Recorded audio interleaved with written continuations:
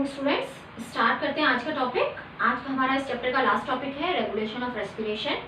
हम जो रेस्पिरेशन की प्रोसेस है उसको कैसे रेगुलेट करते हैं और कौन कौन से पार्ट जो है ब्रेन के इसमें वो पार्टिसिपेट करते हैं। आपको याद होगा ब्रेन के बारे में, तो brain fore brain, mid brain, hind brain में डिवाइडेड है।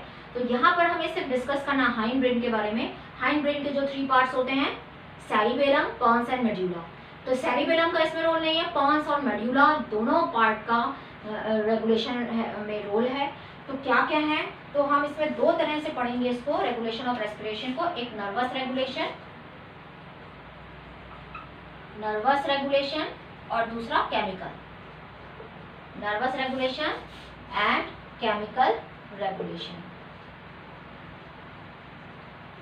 Nervous regulation and chemical regulation. तो पहले हम पढ़ते हैं नर्वस रेगुलेशन।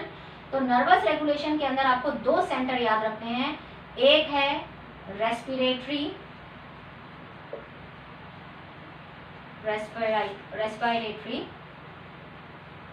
रिदम सेंटर और दूसरा है न्यूमोटैक्सिक सेंटर।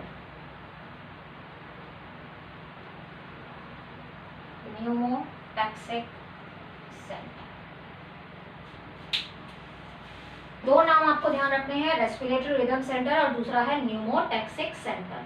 तो रेस्पिरेटरी रिदम सेंटर कहाँ प्रेजेंट होता है? ये रेस्पिरेटरी रिदम सेंटर प्रेजेंट है मेडुला में। कहाँ प्रेजेंट है ये? मेडुला के अंदर।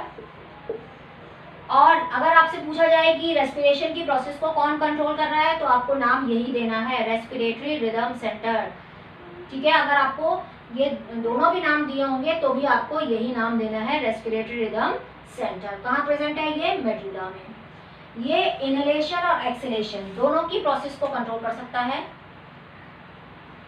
इनहेलेशन एंड एक्सहेलेशन दोनों प्रोसेस को कंट्रोल कर सकता है। जैसा इसको मैसेज आएगा, मैसेज कौन देगा? न्यूरॉन्स देंगे।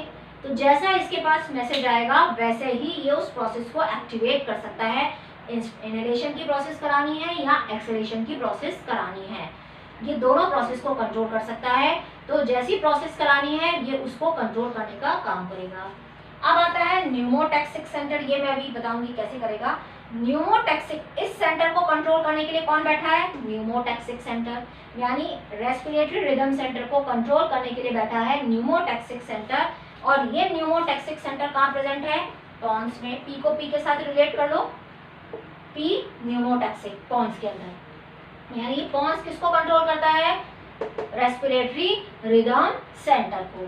कैसे करता है इसको मैं अभी आपको बताती हूँ कि ये मैसेज देगा तभी ये आगे काम करेगा। कैसे?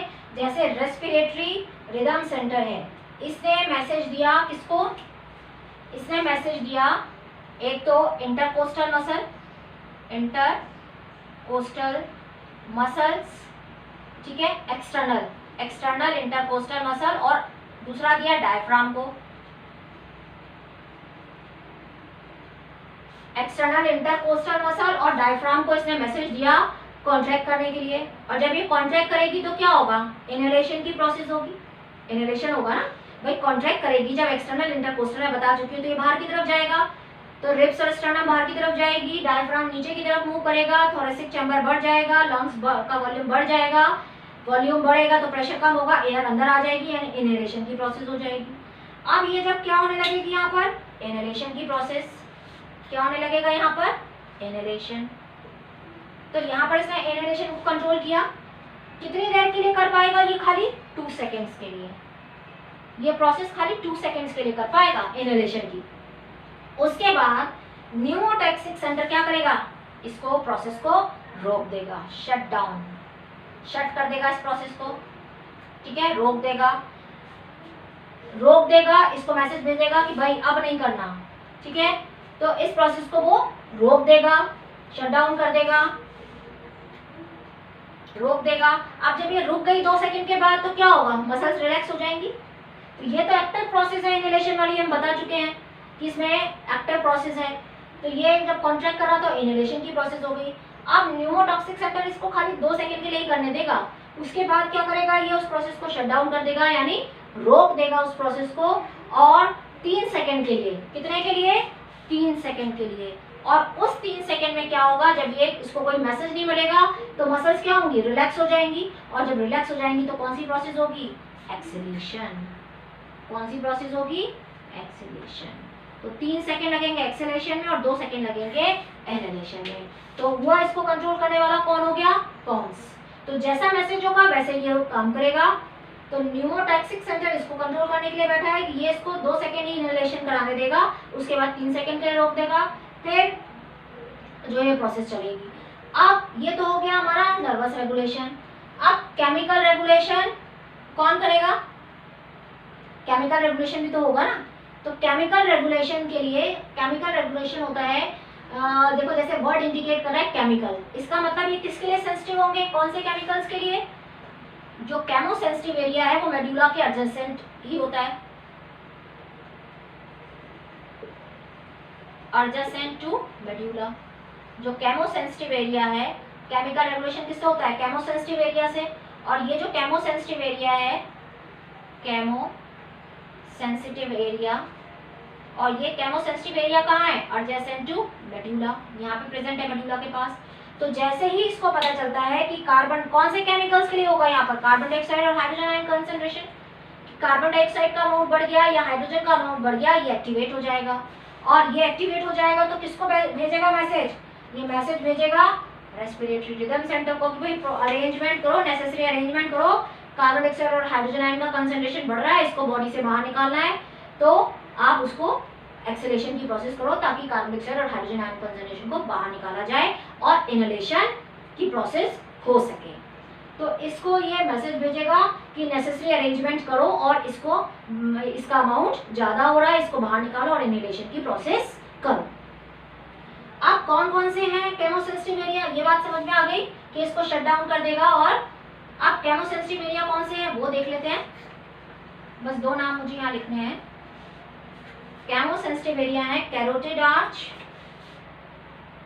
केमोसेंसिटिव एरिया में कौन, केमोसेंसिटिव जो रिसेप्टर्स हैं यहाँ पर वो कौन कौन से आ जाएंगे, केमोसेंसिटिव receptors,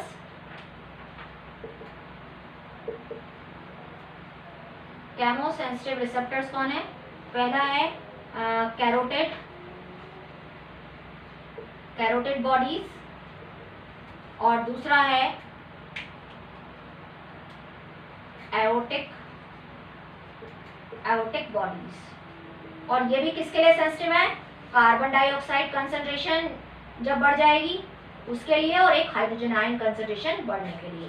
carotid and erotic bodies ये दोनों भी केमोसेंसिटिव जो है वो केमिकली सेंसिटिव होते हैं। जैसे ही कार्बन डाइऑक्साइड और हाइड्रोजन आयन की कंसंट्रेशन बढ़ती है तो ये केमोसेंसिटिव रिसेप्टर्स हैं, तो ये मैसेज भेजते हैं कि भाई इनको बाहर निकाला जाए, इनहेलेशन की प्रोसेस की जाए, और इनको बाहर निकाला जाए ना एक्सहेलेशन की प्रोसेस की जाए। तो अल्टीमेटली करेगा कौन सब कुछ, रेस्पिरेटरी रिदम सेंटर। तो इस तरह से ये प्रोसेस अपने आप से होती रहती है। इसको रेगुलेट करने के लिए केमिकल रेगुलेशन बैठा है और नर्वस रेगुलेशन बैठा है। तो आपको ये समझ में आया कि कैसे होता है। तो ध्यान रखना है न्यूमोटैक्सिक कहाँ है, पॉन्स में, रेस्पिरेटरी रिदम सेंटर मेडुला में है। जो जैसा मैसेज आता है उसके अकॉर्डिंग मॉडरेटली वो फंक्शन करता है, मॉडरेट करता है, कैसे करना है उस फंक्शन को वो कराता है।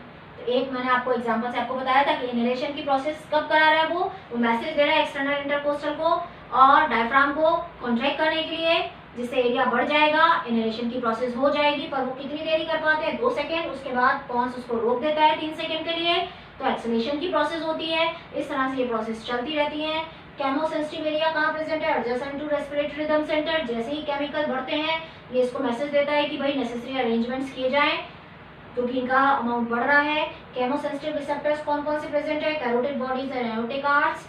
एरोटिक बॉडीज जो carbon dioxide hydrogen ion concentration बढ़ने पे उसको जो है पहचानते हैं और मैसेज भेजते हैं कि भाई इनका अमाउंट बढ़ रहा है, ऑक्सीजन का अमाउंट कम है, तो उसको नेसेसरी अरेंजमेंट किया जाए, इनको बाहर निकाला जाए, ऑक्सीजन को अंदर दिया जाए। So thank you.